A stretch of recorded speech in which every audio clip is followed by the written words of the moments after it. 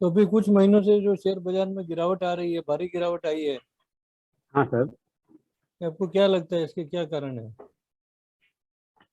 Sir share market में जो गिरावट आई है, इसके जो मेन कारण हैं, इसके पांच छह कारण हम बता सकते हैं जो अभी जो चल रहा है मार्केट अच्छा जी। में।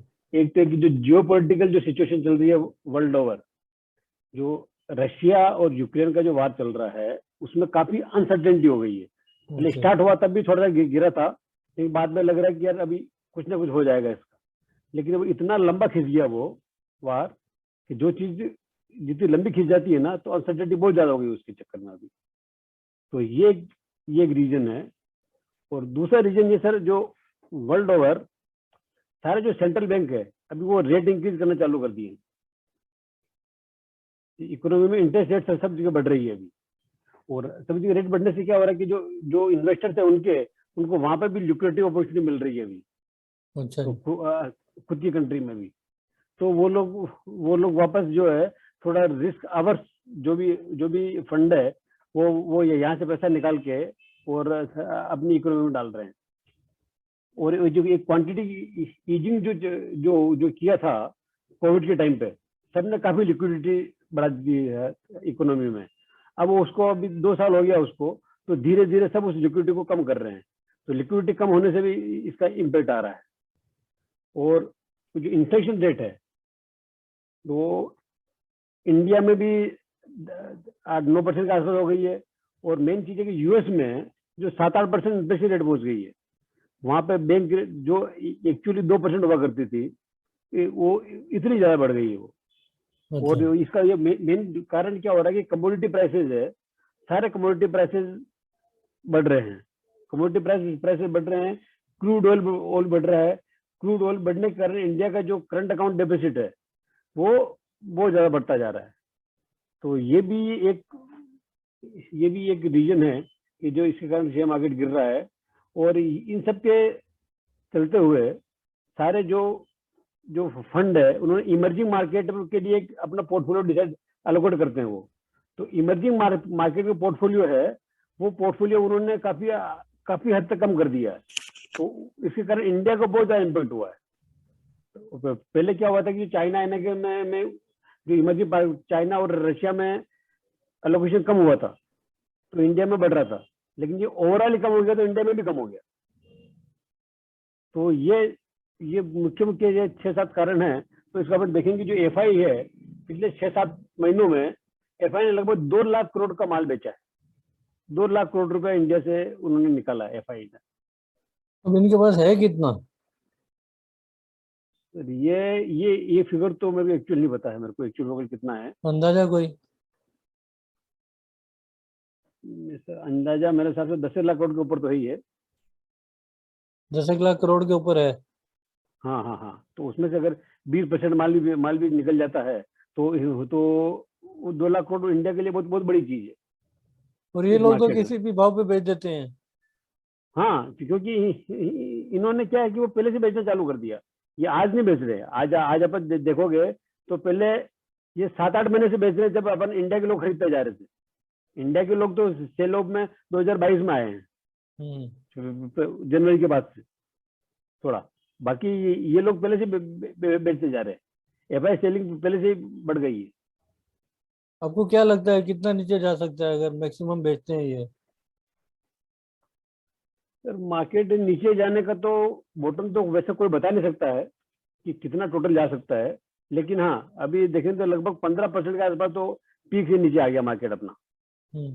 तो मेरे को लगता नहीं है, मेरा ओपिनियन है कि 3 से 5% मैक्सिमम और नीचे जा सकता है। मेरा ओपिनियन, पर्सनल ओपिनियन ये है कि क्योंकि अभी क्या वैल्यू, उसके बाद क्या है, वैल्यूशन काफी अट्रैक्टिव हो जाएगी। आज भी वैल्यूशन फेयर वैल्यू है। पहले क्या थोड़ा सा ओवर वैल्यू भी हो गया था मार्केट, आज वो फेयर वैल्यू है। और अपन देखेंगे कि तो जो पिछले जो जो ये पीक गया था अक्टूबर में, और वापस अक्टूबर 4 महीने बाद अक्टूबर आ भी जाता है, तो क्या एक टाइम वैल्यू का इम्पैक्ट एक आता है, टाइम वैल्यू का। क्योंकि सबकी अर्निंग जो है कंपनी की एवरेज देखेंगे तो 10 से 20% के बीच में अर्निंग ग्रोथ सबकी हुई है। तो उसके कारण जो जो जो जो अर्निंग का वैल्यूशन इम्पैक्ट आएगा, टाइम फैक्टर का इम्पैक्ट आएगा। इसके कारण अगर 3 से 5% नीचे आ गया ना, तो मार्केट बहुत लिक्विडिटी हो जाएगा और फिर सडनली बाइंग आएगी। कोई खास सेक्टर आपको लगता हो अट्रैक्टिव? अट्रैक्टिव तो सर इंडिया में देखा जाए तो काफी ग्रोथ अपॉर्चुनिटी बहुत ज्यादा है। अच्छा। यानी किसी हर सेक्टर में किसी जो भी कंपनी का जो है, अगर प्रमोटर अच्छे हैं और जिसके पास प्राइसिंग पावर है, जिसका प्राइसिंग पावर कंपनी के हाथ में है, वो सारे सेक्टर अच्छे हैं। तो कंज्यूमर सेक्टर अच्छा है और ये सब अच्छी इकोनॉमी चलेगी तो इवेंचुअली जो बैंकिंग एंड फाइनेंशियल सेक्टर है वो भी इवेंचुअली इकोनॉमी का बैरोमीटर है वो, तो वो भी इवेंचुअली अच्छा ही करेगा। तो इन्वेस्टरों को आप क्या सलाह देना चाहेंगे? सर इन्वेस्टर को तो मैं ये बोलूंगा कि इंडिया की इकोनॉमी में अभी ग्रोथ जो चल रही है लॉन्ग टर्म में 10 से 15 साल तक ग्रोथ रहने वाली है। मतलब कोई इश्यू नहीं है कि ग्रोथ नहीं होगी। बीच में कभी 1-2 क्वार्टर 1 साल कुछ ऐसा निकल गया हो गया वो भी अपना कभी भी जो है नॉर्मली ग्रोथ रेट 5% से नीचे जाता नहीं है। अपना ग्रोथ रेट एवरेज 5 से 8% तक पहुंचता है और ये वर्ल्ड इकोनॉमी से कंपेयर करें तो ये काफी डिसेंट ग्रोथ रेट है। तो इंडिया में ग्रोथ अपॉर्चुनिटी काफी है और इंडिया में जो जो अपने आप का जो कंजम्पशन है, इतनी पॉपुलेशन है, सबकी इनकम बढ़ रही है, बाइंग पावर बढ़ रही है, कंज्यूमर का माइंडसेट चेंज हो रहा है। कंज्यूमर जो पहले सेविंग में ज्यादा विश्वास रखता था अब वो कंजम्पशन में विश्वास रख रहे हैं। लोग अभी लोन लेकर भी जो है white goods, TV, fridge, AC खरीदते हैं इंडिया में, जो पहले नहीं होता था। तो इंडिया में अभी कंजम्पशन स्टोरी बहुत अच्छी है, बहुत चलने वाला है। इतनी अच्छी पॉपुलेशन है और जैसे जैसे यूथ है, मिलेनियन है, वो अगर अपना अर्निंग में आएंगे तो वो पैसा खर्च करने वाले ही है। पैसा खर्च करेंगे तो इंडिया की इकोनॉमी बढ़ने वाली है, उसमें सर कोई दो राय नहीं है। और एक अभी जो इंटरेस्ट रेट है, अपन बोल रहे कि आरबीआई ने बढ़ाना चालू कर दिया है, बट अभी भी बहुत कम है। आज आप अपन देखेंगे पिछले अगर 15 साल का भी अपन एवरेज निकाल के देखते हैं तो अपन लोवेस्ट पे चल रहे हैं इंटरेस्ट रेट में अभी भी। तो अभी भी ऐसा इंटरेस्ट रेट में भी अभी काफी कम है। अभी 1-1.5% बढ़ भी जाए ना तो भी ऐसा नहीं कि वो तो हाई इंटरेस्ट रेट हो गया इकोनॉमी, ऐसा नहीं है। क्योंकि जो भी लगता है कि अगले 8-9 महीनों में 1% इंटरेस्ट रेट फर्दर बढ़ने के चांसेस मेरे को लगते हैं कि 1% तो इंटरेस्ट रेट बढ़ सकती है। तो भी अपने को ऐसा कोई नहीं है कि बहुत ज्यादा हाई इंटरेस्ट रेट हो जाएगी। और इंडिया का जो मैन्युफैक्चरिंग सेक्टर है वो वहां से अपन देखें तो एक्सपोर्ट की बहुत ज्यादा अपॉर्चुनिटी है। सर्विस सेक्टर में तो ही है, आईटी वगैरह में, बट मैन्युफैक्चरिंग में भी अभी जो है एक्सपोर्ट की अपॉर्चुनिटी बहुत आ रही है। क्योंकि क्या हो रहा है कि लोग चाइना का एक सब्स्टिट्यूट ढूंढ रहे हैं और मैं अभी कंपनियों में इंक्वायरी काफी बढ़ गई है ग्लोबल कस्टमर से। और पिछले साल का अपन देखें 20 से 25% एक्सपोर्ट ग्रोथ हो रही है ऑलमोस्ट हर सेक्टर में, एवरेज से एवरेज। तो ये एक्सपोर्ट के लिए बहुत अच्छी अपॉर्चुनिटी है। तो अल्टीमेटली इंडिया जो है ग्रो होने वाला है। बस वो और मैं इन्वेस्टर को यही बोलूंगा कि आप अपना एक फाइनेंशियल गोल बनाएं, अपना लाइफ गोल बनाएं। लाइफ गोल से अलाइन करता है फाइनेंशियल गोल बनाएं। उसी फाइनेंशियल गोल के हिसाब से आप अपने इन्वेस्टमेंट करें, प्लान करें। अभी क्योंकि हर अच्छे स्टॉक का चयन कैसे करें, सिलेक्शन कैसे करें अच्छे स्टॉक का?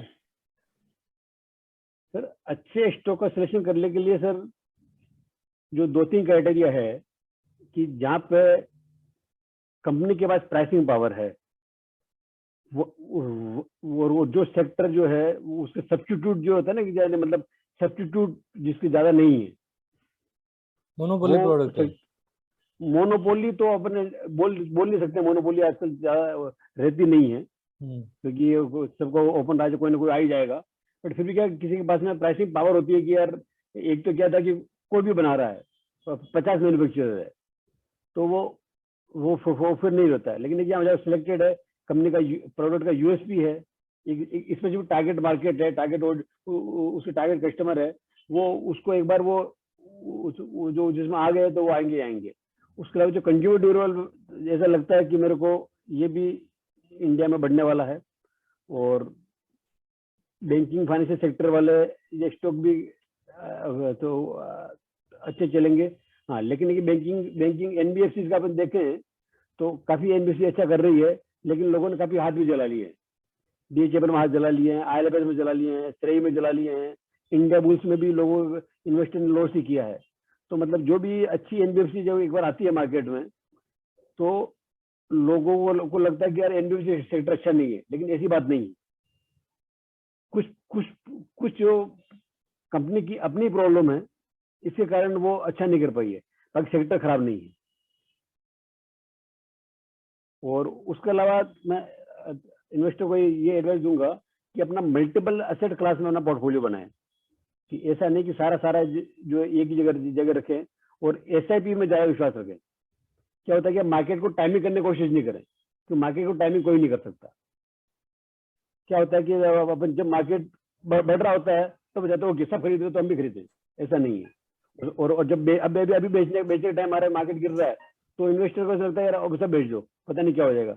वो तो जो रिटेल इन्वेस्टर है वही मात खाता है, जो वो बड़े मार्केट में खरीदता है और मार्केट जब गिर जाता है तो उसको वो बेच देता है। तो जब मार्केट गिरता है तो उसको कंसोलिडेशन की अच्छी अपॉर्चुनिटी है। मैं ऐसा नहीं बोलूंगा कि आपको इसको स्टॉक में एवरेज आउट करना चाहिए। स्टॉक में एवरेज आउट नहीं करके अच्छे स्टॉक में एंटर करना चाहिए जब मार्केट नीचे है। जो पहले लगता था कि जो स्टॉक महंगे हैं, काफी स्टॉक अभी आप देखेंगे तो पिछले 3-4 महीनों में 30 से 40% नीचे आ गए अच्छे स्टॉक भी, क्योंकि पूरा मार्केट नीचे आ रहा है। तो ऐसे स्टॉक को आप जो है अच्छे स्टॉक में, ये जब मार्केट गिरता है ना तब राइट अपॉर्चुनिटी होती है उसमें एंटर करने की। आप उसमें एंटर करें। और मेरा तो ये सलाह है कि अगर नहीं है तो इन्वेस्टर के लिए बेस्ट है, रिटेल के लिए म्यूचुअल में पैसा डालें, म्यूचुअल फंड में, क्योंकि म्यूचुअल फंड में एक्सपर्ट इन्वेस्टमेंट मैनेजर बैठे हुए हैं, वो आपको डिसेंट मार्केट से बेटर रिटर्न देते हैं अधिकतर म्यूचुअल फंड, ज्यादा अपने आप में ग्रेडी नहीं हुए। ये आपने बहुत अच्छी जानकारी दी कि कैसे सिलेक्ट करें उसको, और जो अच्छे स्टॉक गिरे हुए हैं उनको ले सकता है वो। Right sir. तो थैंक यू वेरी मच, बहुत बहुत धन्यवाद आपका। बस सर, आपका भी बहुत बहुत धन्यवाद कि आपने मुझे बुलाया इंटरव्यू के लिए। और मैं इन्वेस्टर को यही सलाह दूंगा कि आप अपना लाइफ का प्लान करके फाइनेंशियल गोल बनाएं, फाइनेंशियल गोल के हिसाब से अपनी इन्वेस्टमेंट गोल बनाएं और उसमें लॉन्ग टर्म के लिए कमिट हो। तो शेयर मार्केट कोई शॉर्ट टर्म वाला के लिए नहीं है। आपको वही पैसा मार्केट में लगाएं जो आपको कम से कम 7-8 साल नहीं चाहिए।